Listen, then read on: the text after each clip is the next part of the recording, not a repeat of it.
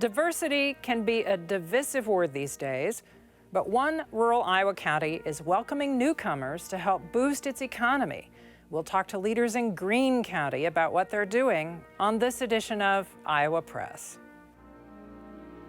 Funding for Iowa Press was provided by Friends, the Iowa PBS Foundation, the Associated General Contractors of Iowa, the public's partner in building Iowa's highway, bridge, and municipal utility infrastructure. Across Iowa, hundreds of neighborhood banks strive to serve their communities, provide jobs, and help local businesses. Iowa banks are proud to back the life you build. Learn more at iowabankers.com.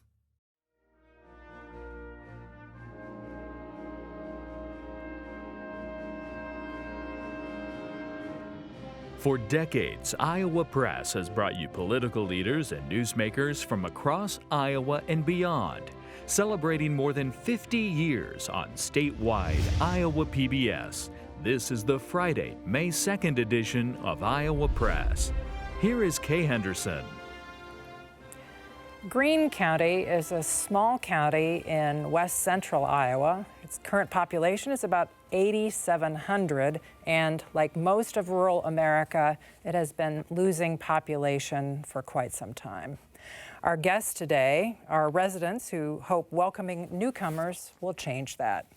Last year, the Multicultural Family Resource Center, that's what it's called, opened, and it aims to fill open jobs and grow the population. Our guests today have all been instrumental in starting that organization. Let me introduce them to you.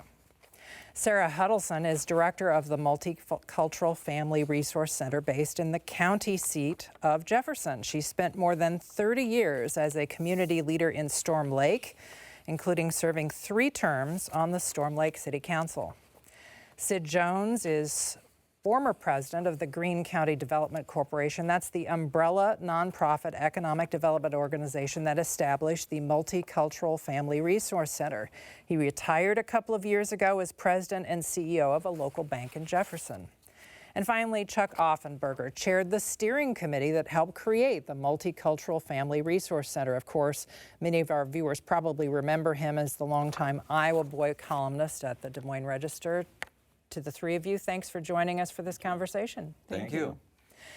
Also joining us at the table, Brianne Pfannenstiel. She is the chief politics reporter at the Des Moines Register, and Erin Murphy is the Des Moines bureau chief for the Gazette in Cedar Rapids. So Sarah, let me start with you. Just by way of introduction here for viewers who might not be familiar, just kind of describe for us what is the Multicultural Family Resource Center. Yes, absolutely. Multicultural Family Resource Center is a nonprofit organization, a 501c3, and we are funded by a USDA grant and also by private businesses and donors. Also part of the money comes from the school district. We are providing services that are free and confidential to the residents and newcomers of Jefferson and Greene County in general. It could be from translation services, interpreting, to also be the bridge of communication between the newcomers and the city of Jefferson or the county. Sid Jones, you go way back with this to its beginnings. Why did you want to get involved with this? MFRC, and that's the acronym that we'll refer to, it kind of evolved. And it really started probably a decade ago. We as a community, we've been blessed with a lot of factories and tremendous jobs and continued growth. And most of those are homegrown factories. And so there's a lot of loyalty from them. And GCDC had done its job in creating jobs and tax base to the point that we had more jobs than we had people. So we quickly realized that we needed to develop the community and kind of shift our focus from industrial to community development and what's going to make us the best place to live. And so we brought together a young group of 40 people and formed a task force called Vision 2020. We were assisted by Zach Mannheimer out of Des Moines to do that. Very successful. Came up with a list of 5 priorities. New schools. You know, we needed new facilities. We needed early learning centers, not daycare centers, early learning centers. We needed a variety of housing, not just single family homes. We needed trails and recreation outdoors, an aquatic park, and the last one was a brew pub. And that brought a lot of controversy, but it was kind of good. And they said, Sid, you might go to that brew pub from 6 to 8, but we'll come when you leave. And so it'll be used by a lot of people. So anyway, that took us up to pre-COVID. And pre-COVID, our factories were still growing. They were also starting to look at the age of their workforce. A lot of baby boomers. Those were local factories. They went to work for their friends, and they worked there their whole life, and they still have. But they see that happening, and so a workforce is going to turn over, and it's not only what they had today, but it's the workforce that's going to be needed. So we went to work, and COVID hit, and then everything slowed back down, and we obviously came out of COVID, but during that time, they laid off employees. They let employees go. They had a lot of early retirements happen. And we came out of COVID, and their demand picked right back up again, stronger than ever. And as we all remember, everybody had a help wanted sign out. And those factories really needed help. And we started to reach out to how do we do this? Diversity is the word that kept coming up. We have to diversify. We don't graduate enough people out of Greene County or even the region to satisfy the demand that's going to be here. So we have to have a different solution. Diversity was that solution. We started to work with a young man by the name of Carlos Aguayo. Carlos has a business in Grimes called Latino IQ. And he grew up in Carroll, graduated from Carroll, moved there from South America when he was a young, very young person. Went to UNI, went to work for John Deere as international business, traveled the world for John Deere, came back to Des Moines area, Grimes, and said, there's a bigger job for me in life, and it's bringing my population and my culture to central Iowa. And we have a lot of the same culture. So about that time, I'm going to Kiwanis breakfast. In walks Chuck Offenburger. I knew Chuck from a few years and his role in Storm Lake and with as an educator at Buena Vista University, and also very active in the diversity program that they were working on. So Chuck was a really welcome addition. Yeah, and let's have Chuck pick it up there. What motivated you to get involved, Chuck? Well, I had been in Storm Lake 5 years and moved to Jefferson in 2004. Rural part of Greene County, actually, and as I got to know the community, I knew it pretty well anyway, but as I got to know it even better, I saw the problem Sid was referring to with the workforce situation in this, particularly the industries, but also Greene County Medical Center, one of our largest employees, and also Wild Rose Casino and Resort, which is a big entertainment center that we have on the edge of Jefferson. Everybody needed employees. And I was concerned that if we could not come with more workforce in Greene County, we were going to be threatened with losing our industries. We had seen one of them already outsource moved a facility opened a facility in Brookville, Mississippi. And just because there was more access to labor there, skilled labor like they needed. And they had wound up with 150, 200 jobs down there that could have been in Greene County. So I knew this was serious. One of the things that makes Greene County a little different than most rural Iowa counties is that industrial base. I mean, we're a great ag county for sure, and a lot of those farmers also need labor. But then, in addition, those industries, one thing about them, there's 5 of them particularly, all homegrown. And now they're mostly in the second generation of management. I'm concerned you get into the 3rd generation or subsequent, and there's less tie to the community. And I thought if we can't answer this workforce need, we're going to be in trouble. Somebody's going to move. Having been in Storm Lake, I did not have that fear of diversity or uncertainty about it. I mean, I thought Storm Lake wound up, because of its diversification over a 30-year period, becomes one of the most vibrant, youngest rural Iowa towns there is, one of the nicest towns. And I was lucky enough to be part of it for 5 years, and in that time period became good friends with Sara Huddleston. And so from the start, when Sid asked me to get involved with the initiative by the Greene County Development Corporation, the Economic Development Group, on the diversity initiative, as we started calling it, right from the start, I was feeding everything I was doing to Sara in Storm Lake, thinking if we're going to hire a director ever, I'm lobbying for her. And so that's my background with the initiative. It's working well. So you guys come from a pretty conservative corner of the state. This is a county that voted to re-elect Donald Trump by a 2-to-1 margin in this last election. Sid Jones, how has this been received by the community? How has this initiative been received? I think it's been received very, very well. There's always, change is hard and really hard for rural Iowa. And from the very beginning, though, we concentrated on families, and we concentrated on documented families. And so we haven't had an explosion. We didn't expect that we would, and it's a slow growth. But we've had a good growth, and Sara can speak to that. But so I think the control that we put over it, we also, from the very beginning, had town hall meetings, we called them. We went to every community in the county, 2 in Jefferson plus the other 5. We had 7 total. And we just sat down with people and talked about it. It was very open. Carlos was a big part of those meetings for us because he grew up in it. He understood it. He also talked about the values of the Latino population, and at that point we were kind of concentrating on Latino, but it really expanded from that to multicultural. But he talked about the values of the Hispanic population. Number 1 is family, number 2 is faith, number 3 is fun. He said, if I look at the ancestors of Greene County, very same thing. They came from all over the world. They were diverse. They also all had that same moral background, though. And he said that's the moral background that a lot of the Latino population in particular would bring here. So we felt kind of the right situation, and as he talked and just talked about that culture in general, I think the threat kind of went away.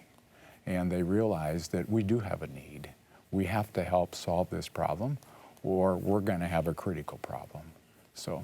And Sara Huddleston, the groups that you're serving, the families, the individuals, again, being in a conservative area, what kind of concerns do they have about moving to rural Iowa, and how do you work with them on those issues?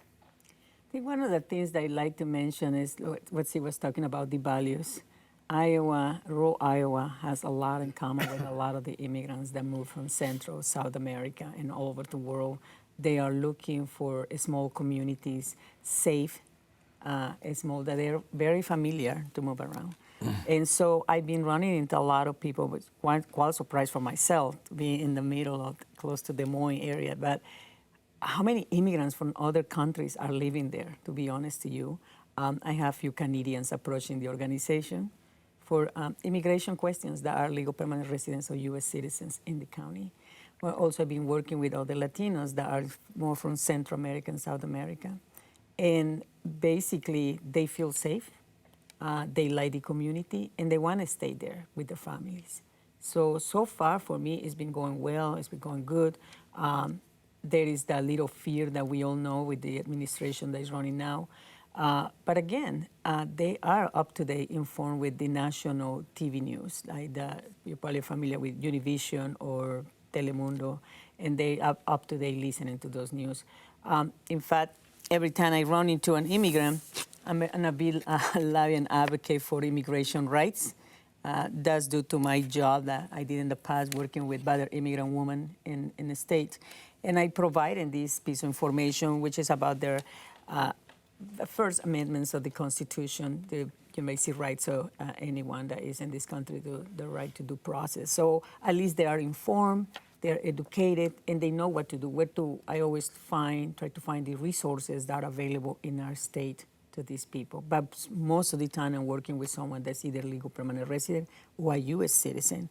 My surprise to me that I found a few Canadians in Greene County, and they want to support and help other immigrants, which it was like a big shock for me. Like, wow, we got a network, and I want to build a network amount at Greene County with all these countries that are there already established.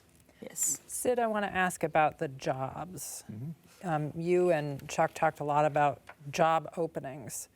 What kind of jobs are they? How many are there? and what skills are needed from the people who would fill those jobs? Well, the factories are becoming more advanced. So advanced manufacturing is certainly a part of their worlds. Robotics is a part of their worlds. Also, what we kind of got started was a little technology, sort of a little boom that happened right prior to COVID with a company out of Des Moines called Pillar Technologies. And we talked about our school system, and we were successful generating $35 million to build a new high school and a career academy that's attached to it, which is linked to Iowa Central Community College. So there are a lot of routine factory work jobs, but there's also a more skilled level that's coming, and they know that. And so it's a little bit different than especially the Hispanic population or a lot of the other cultures that came to Iowa, and they've been in the meatpacking industry. These are different industries. They're a cleaner industry, they're more high tech, and it's going that direction. So I think there's a variety. There's also variety healthcare. We have our own county hospital, and employment is always a challenge for them. They've done a terrific job in the diversity side. And Mary Nieto, she's the human resource director there and has done a terrific job with the hospital leading them. Lots of service. Our casino is a very important part of our county, and the revenue that it generates and shares with our economic development and community development activities is terrific. And so they also have a lot of jobs. Chuck, let me ask you about the housing in the area. As you draw in or attempt to draw in people, there needs to be places for them to live. I know there's been, from reading your writing on this project over the years, there's been some efforts to get some housing developments created. Where is that process? Is the need being met there? Finally, we're turning the corner, Erin. For years, Jefferson averaged building 3 new houses a year. 3 new houses a year. And we just could not get contractors to come in. Our own contractors, who we tried to interest in expanding, they have had the same problem all of our businesses in Greene County had. They couldn't hire enough workers. So we had to look at trying to find outside contractors, and it took a long time. And finally, a guy from the Des Moines area, Urbandale actually, Andy Rowland, came in, small business, getting started building houses and duplexes and apartments. And Andy finally came in, and he's built now 17 residential units in the county. And as a result of that, and then also Greene County was named a thriving community with the Iowa Economic Development Agency Authority, and that opened up workforce tax credits that we could get. And so that spread the word among other contractors, and now we finally have contractors coming in. It's happening slowly, slower than we'd want, but it is happening. We have a 40-unit apartment complex they're going to start on this summer. It's just in the north part of town. We have fill-in housing projects happen from 2 or 3 different contractors, and we also, besides Jefferson, we have the 5 other towns that are spread around the county. And keep in mind that 3 of our industries, in fact, are in the little towns of Peyton or Scranton. We need housing development in those communities too. So because this is a workforce growth initiative in addition to be a diversity initiative, there's an opportunity here realistically for all of the Greene County towns to grow again, which I think's really exciting. We have to go where the growth is, and the growth is in the newcomer population. All over Iowa, you can see that.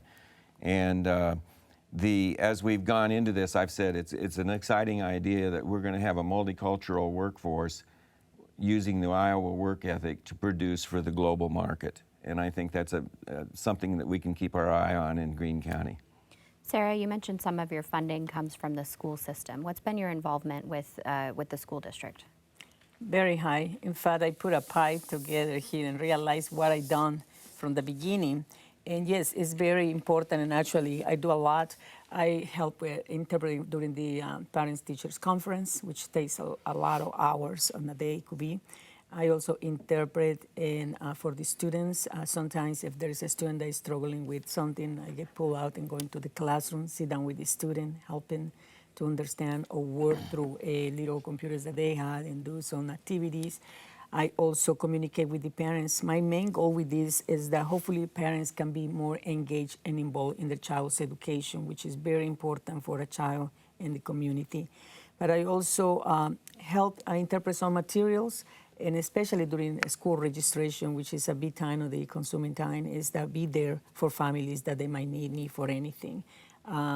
It is one of the biggest part of the pie area where you can see. Basically, I go there at least a couple hours a day. And it could be from the middle school to the elementary school to the high school. I work with students, I work with teachers, with parents. And lately, especially in this fight, I don't know if you had a chance to see it, but there's pictures when I am involved with the Career Academy for helping students during the career jobs and opportunities, interview, that kind of stuff we practice. So I help them. I'm wondering what the results are.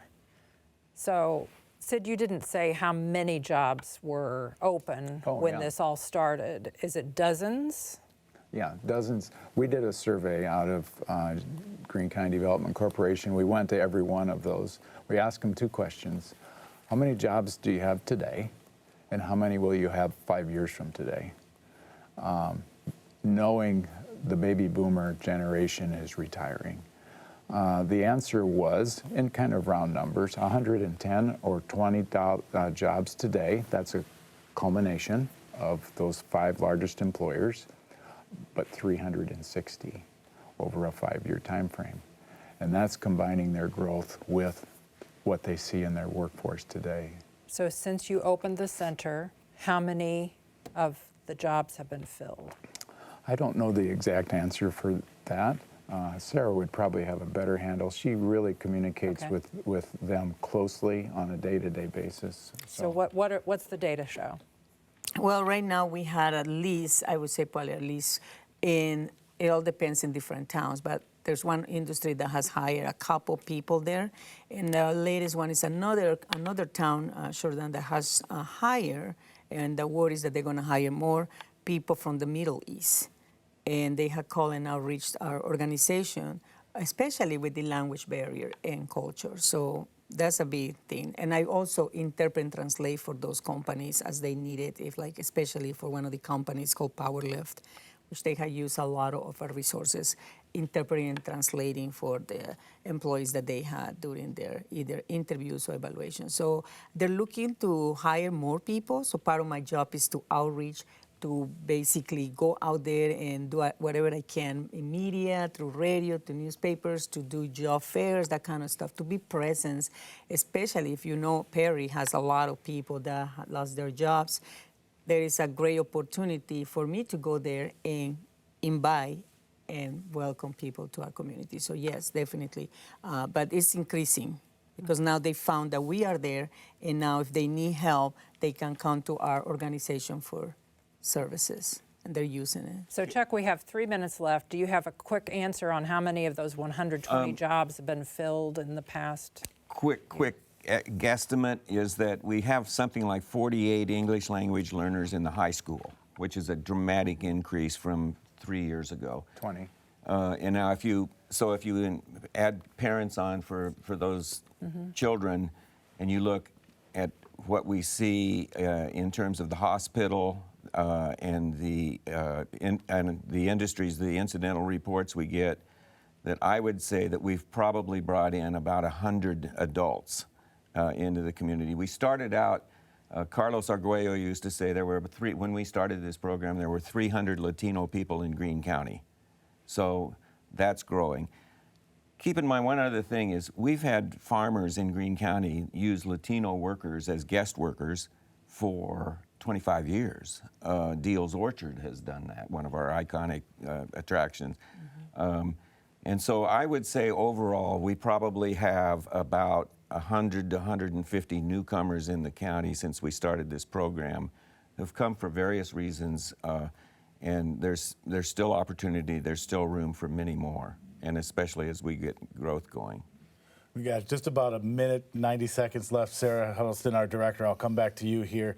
Backing out of this effort is working against some very serious headwinds that Kay talked about at the top. The trend in recent years has been people moving away from areas like Greene County towards the urban centers. What gives you reason for optimism that this program will, you've talked about small success so far, what makes you hopeful that that success will continue and grow? I base it on my experience back in Storm Lake. When I started, I was was the only Latina woman in town, I believe. At that time was in 1989 or 90. And then when I left, there was people from all over the world in 40 languages. So my belief is that I am in a town which is very lucky to have all these industries in the middle, again, of nowhere. It's a very unique town, progressive, John. I believe that me moving there, which I always tell the guys, are you ready?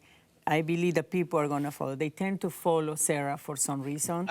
I don't know what I do, but every time I go someplace, the number goes up fast. And I told the guys, are you ready? That was my first question because I knew, I'm not blind. I know that some people were not ready. I knew where I was going to go, and I thought, I'm ready for a challenge, and I'm going to do it.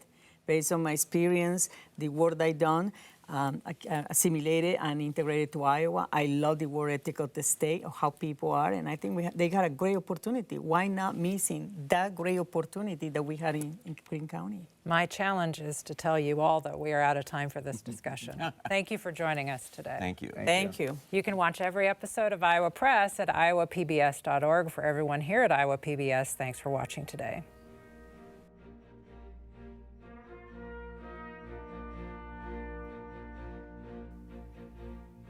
Funding for Iowa Press was provided by Friends, the Iowa PBS Foundation, the Associated General Contractors of Iowa, the public's partner in building Iowa's highway, bridge, and municipal utility infrastructure. Across Iowa, hundreds of neighborhood banks strive to serve their communities, provide jobs, and help local businesses. Iowa banks are proud to back the life you build. Learn more at iowabankers.com.